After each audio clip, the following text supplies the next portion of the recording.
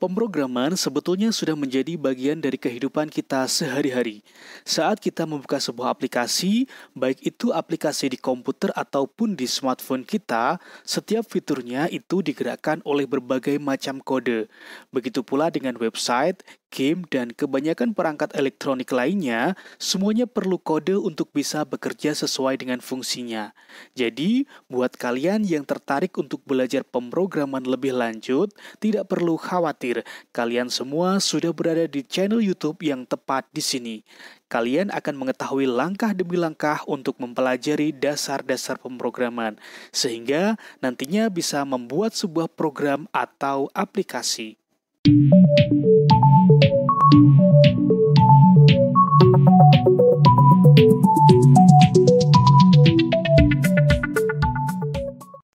Nah, apa sih itu programming? Jadi, programming itu adalah sebuah proses untuk membuat program dengan cara menuliskan kumpulan kode atau perintah untuk komputer kita. Dengan mempelajari programming atau pemrograman, kita bisa memahami bahasa atau perintah yang tepat agar komputer kita bisa melakukan sesuatu. Saya yakin kalian sudah sering melihat dan menggunakan sebuah program.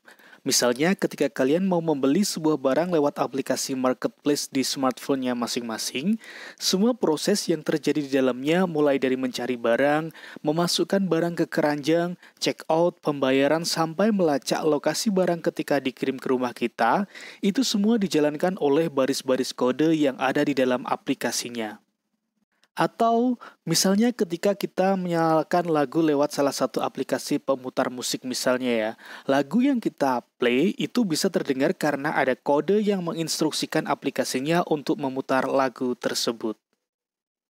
Nah, setelah kita mengetahui bahwa semua aplikasi yang kita gunakan itu dijalankan oleh baris-baris kode program, sekarang kita perlu tahu juga bahwa baris-baris kode tersebut memiliki bahasanya masing-masing atau yang disebut juga dengan bahasa pemrograman. Nah, ada banyak sekali bahasa pemrograman yang saat ini bisa kita gunakan ya teman-teman, dan masing-masing dari bahasa tadi bisa dikategorikan berdasarkan seberapa mudah bahasanya dimengerti oleh kita manusia. Jadi, secara umum itu ada 3 kategori bahasa pemrograman. Yang pertama adalah bahasa mesin, bahasa assembly, dan juga bahasa tingkat tinggi. Bahasa mesin itu bahasa asli dari mesin. Biasanya terdiri dari bilangan biner yang kalau teman-teman tahu itu ada 0, 1, 0, 1, dan seterusnya. Sedangkan bahasa assembly maksudnya adalah penyederhanaan dari bahasa mesin. Biasanya instruksinya itu dibikin dalam bentuk singkatan seperti add, move, dan lain sebagainya. Nah, kalau bahasa tingkat tinggi itu bahasa pemrograman yang paling mudah dimengerti oleh manusia karena perintahnya sudah menggunakan bahasa yang kita gunakan sehari-hari.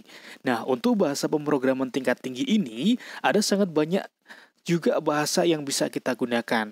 Semua tergantung dari jenis bahasa dan tujuan pengaplikasiannya. Nah, berikut ini adalah beberapa contoh bahasa yang saat ini paling populer untuk digunakan.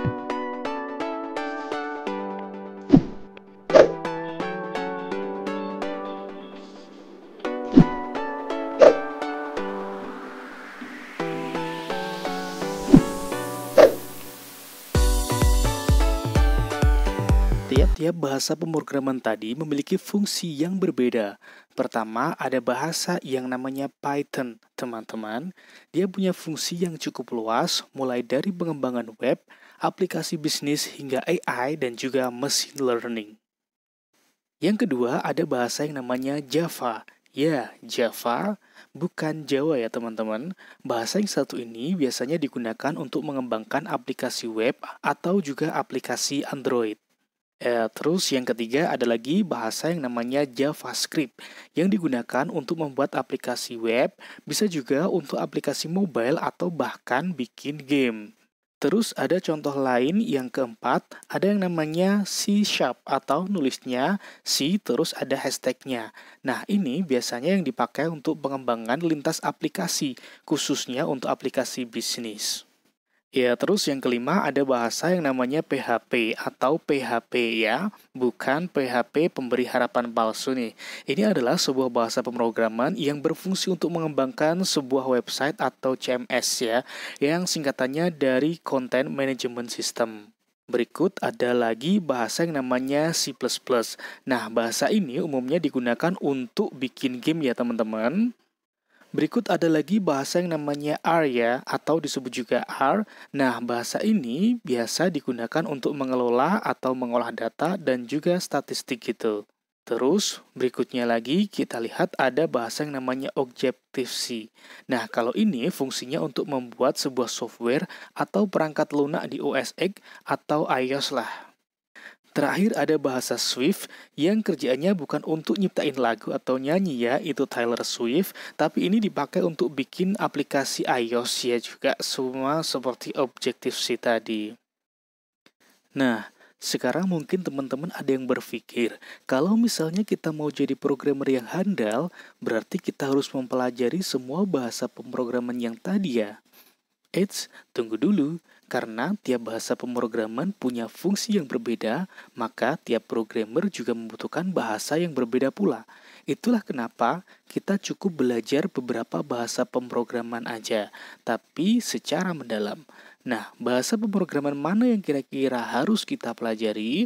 Kalau kalian masih bingung, kalian juga bisa pilih bahasa yang sesuai dengan pekerjaan atau karir pada dunia programmingnya. Karena seperti yang tadi kita udah bahas, setiap bahasa pemrograman punya fungsi yang berbeda. Jadi, programmer dengan spesialisasi yang berbeda kemungkinan akan menggunakan bahasa pemrograman yang berbeda pula. Jadi, apa saja karir yang bisa kita pilih kalau kita mau jadi seorang programmer? Ya, maka ikuti terus aja playlist belajar programmer ini, karena di video berikutnya kita akan bahas mengenai hal-hal tersebut. Dan buat kalian yang ingin tahu informasi lain seperti pemrograman, bisa komen aja di video di bawah ini mengenai topik apa yang mau dibahas. Nanti kita akan coba buatkan videonya, dan jangan lupa kalian semua bisa like dan juga subscribe. See you in the next video.